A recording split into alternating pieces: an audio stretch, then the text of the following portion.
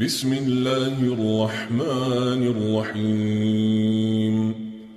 اقرأ باسم ربك الذي خلق خلق الإنسان من علق اقرأ وربك الأكرم الذي علم بالقلم علم الإنسان ما لم يعلم كلا إن الإنسان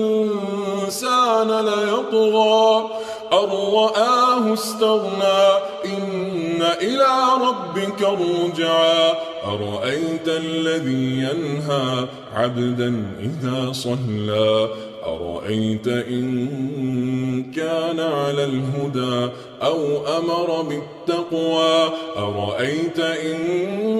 كذب وتولى ألم يعلم بأن الله يرى كلا لئن لم ينته لنسفعا